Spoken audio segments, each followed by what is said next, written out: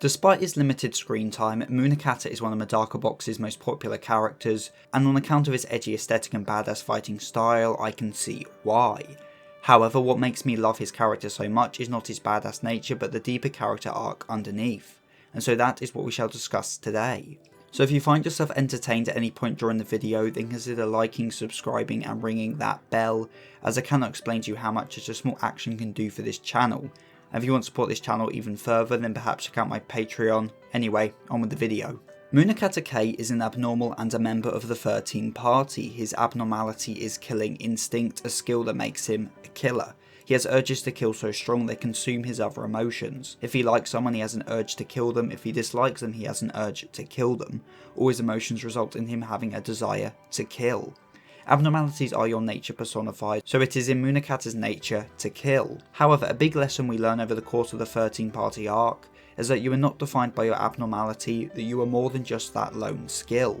As the reason Munakata flaunts weapons and talks about killing isn't because he wants to kill, but because he doesn't. He drives people off so that he never gets the chance to kill them.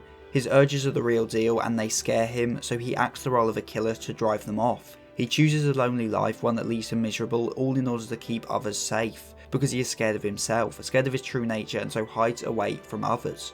He has an abnormal ability to kill, yet when we meet him in the 13th Party arc, he has never taken a single life, because one skilled in killing is also skilled in not killing. He chose to live a lonely life and conform to the role of a killer to keep others safe, because deep down, despite his killing urges, he loves humans. He keeps people at arm's reach because people die when they are killed. He wanted friends, he wanted connection, but he was scared that anyone who got close to him would end up dead, so he pushes them away through fear. This is why he gravitated towards the Flask plan.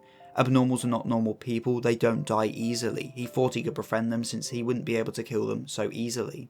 He thought he could befriend them since he wouldn't be able to so easily kill them. If the Flask plan succeeded and everyone became abnormal, then he wouldn't need to be so worried. The people around him wouldn't be so quick to be killed, and so he would finally be able to speak to people to form connections without the fear of killing them.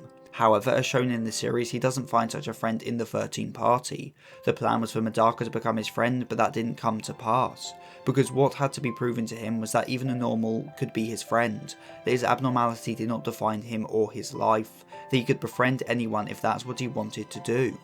Because his life is not ruled by his abnormality, he's just a person and so he can do whatever any other regular old human can do. Zenkichi, by defeating him, showcased him that the difference he perceived between normal and abnormals was not as solid as he believed. That he was not above normal people and that he shouldn't be conceited enough to think that any person who isn't abnormal would just go and get killed by him. Zenkichi is a normal, the most normal of normals, and so by declaring his friendship to Munakata, he not only finally gave him the friends he always craved, but also showed him that he won't just go and kill everyone around him. Munakata was scared that he would kill any normal person that got close, but Zenkichi proved that notion incorrect. His role as a killer was also crushed in this fight, because after defeating Munakata, Zenkichi declares he is no killer. His role was shattered because he no longer needed to cling to it. Keeping people at bay to protect them was no longer needed, hence why from this point onwards in the story, we see him with Team Loser and later with Zenkichi's election squad. His fears of letting people close to him has vanished. The overall lesson Munakata learnt then in this arc is that he isn't special and that his abnormality is not him. It is part of him, a personification of his nature, but even so it doesn't override the simple fact that he is human.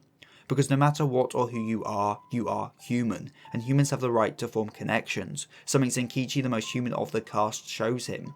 Therefore, the Munakata we see past this arc is one no longer ruled by fear, who knows who he is beyond just his urges and is not scared of letting people in. Friends make up for each other's shortcomings, and so they don't go and let themselves get killed so easily. Now, past the 13th Party arc, despite his popularity, Munakata doesn't do a great deal more in the story, except for one very important scene for his character in the election arc. He finally kills someone. Munakata kills Kumagawa. For the first time he murders someone, for the first time he gives into his abnormality fully and becomes what he always feared. Or so you might think.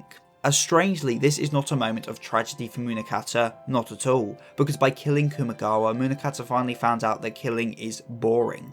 Kumagawa by losing showed Munakata the pains of winning and saved him from his murderous desire, as Kumagawa makes something of defeat, something I go into in a lot more detail in my dedicated Kumagawa analysis video. But back to the fight, we see Munakata fight to protect his friend, so that Kumigawa cannot hinder his friends. In this fight, he fights not due to his murderous urges, not due to his abnormality, but to help his friend because of his feelings of connection. This fight is solid proof that he can fight for his own reasons, that he is not defined by a desire to kill. As he is not fighting to kill, he is fighting for his friend.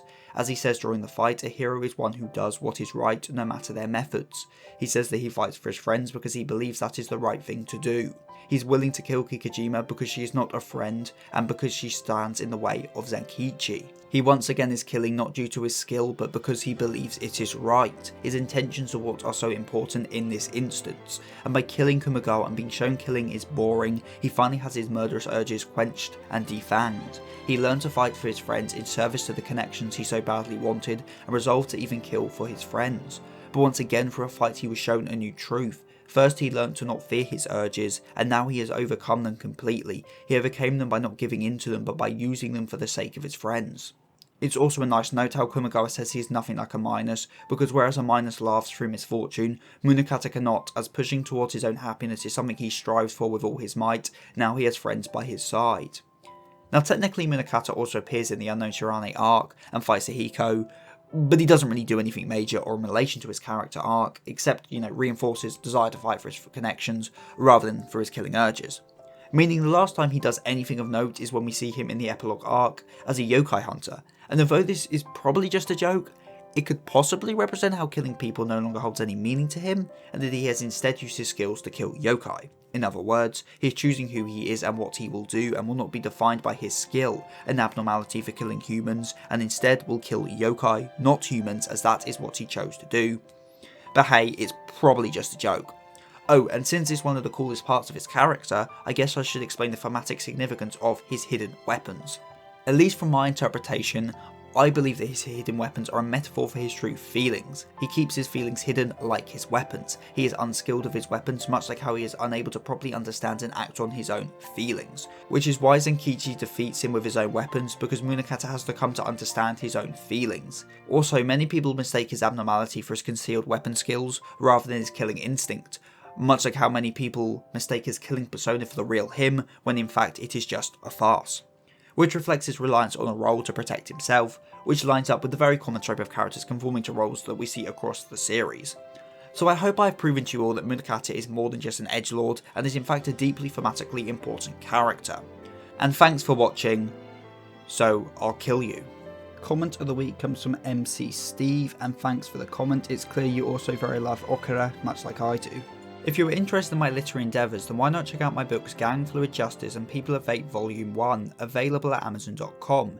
And if you want to go the extra mile in supporting this channel, then consider pledging to my Patreon, where for as little as £2.75 a month, you can get your name at the end of the video, like Hikari Desu, 7SO, Rinjak9696 and Dewey. So with all that said and done, I've been Seth the Sin, the Deadly Sin of Geek, and I'm signing out. Stay safe, everyone.